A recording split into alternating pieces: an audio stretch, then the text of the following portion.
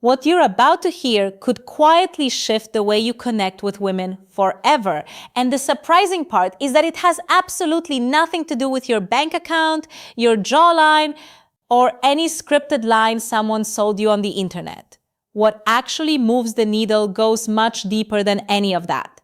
It reaches into something hardwired inside the female brain, something most men never learn to access, emotional connection points that have been there all along. There are two specific phrases that unlock those connection points.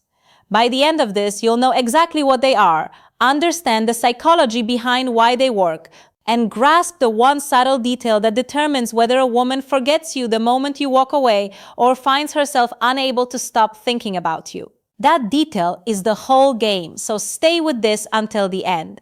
After spending years studying thousands of real interactions between men and women, one pattern keeps showing up without exception.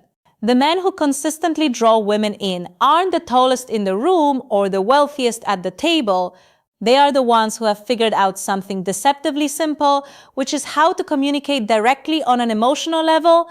Most men get stuck in surface-level conversation, endlessly trying to please, constantly softening everything they say to avoid any possible friction. The men who actually stand out do the opposite. They use two phrases that function like master keys to the female subconscious. Here's the science underneath all of this.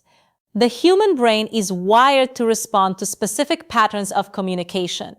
When these two phrases are delivered with the right intention and presence, they produce what psychologists call positive emotional anchoring, a mental and emotional imprint that ties good feelings directly to you. The first phrase is simply this: I want. Before you dismiss it as too obvious, hear what actually happens when a man says those two words with genuine clarity and confidence. He is doing something rare. He is taking full ownership of his own desire. He is not hinting. He is not testing for permission. He is not leaving the other person to guess. He is being direct. And female psychology responds to that directness in a very specific way because it signals something crucial, which is that this man knows where he is going. He can make a decision. He will not transfer the weight of every choice onto her shoulders. Consider the contrast. When a man says something like, I don't know, maybe we could hang out sometime if you feel like it, what actually lands in her mind is uncertainty, a fear of rejection dressed up as flexibility, and a complete absence of direction. Now replace that with, I want to take you to dinner on Saturday. I already know exactly where we're going. The difference isn't subtle. One man is drifting. The other is leading. One is shrinking, the other is taking up the space he deserves to occupy. And none of this requires aggression. What it requires is the quiet courage to say out loud what you actually want. That kind of assertiveness activates what's known as sexual polarity. It positions the man as someone who initiates, and that naturally draws out the feminine response of wanting to follow that lead.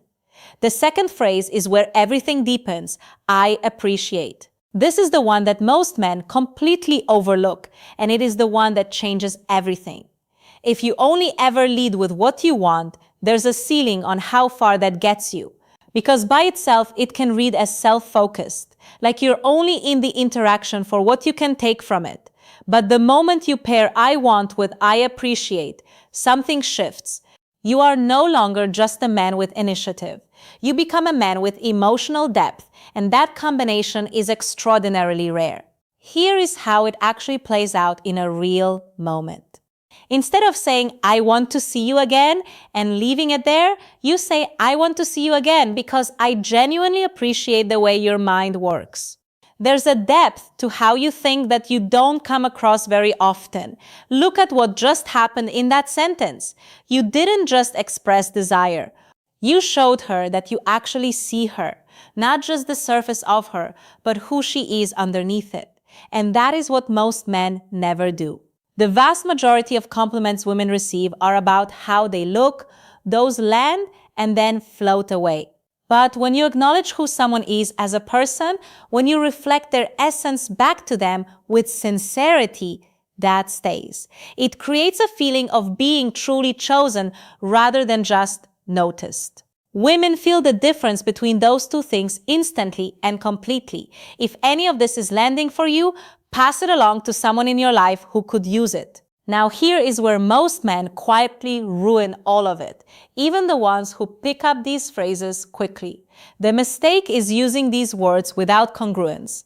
Congruence is the alignment between what you say, how your voice sounds when you say it, and what your body is doing at the same moment. If those three things are not in sync, the message collapses. You can say all the right words and still communicate the wrong thing entirely.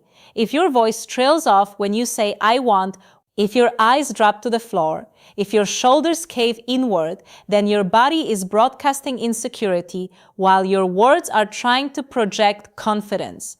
The female brain is extraordinarily attuned to exactly this kind of mismatch. It processes it the way a lie detector processes deception, automatically and without mercy. So when you say I want, your posture needs to be open, your gaze steady, your chest forward. When you say I appreciate, you slow down. You let a beat of silence sit there before and after the words. You let the sincerity breathe, because meaning without presence is just noise. And there is one more piece that ties all of this together, which is timing. This is not a script you run on repeat in every conversation that would come across as mechanical and hollow. These phrases are tools for strategic moments, the moments where you genuinely want to establish your intent, where you want to create an emotional memory that lasts. Picture the end of an evening that felt genuinely good. You look at her and say, I want to do this again. I really appreciate the energy you brought tonight. That's it. In that one exchange, you've created a positive emotional anchor. From that point forward, when she thinks of you, what surfaces is that feeling of being truly seen, genuinely valued, and unmistakably desired all at once.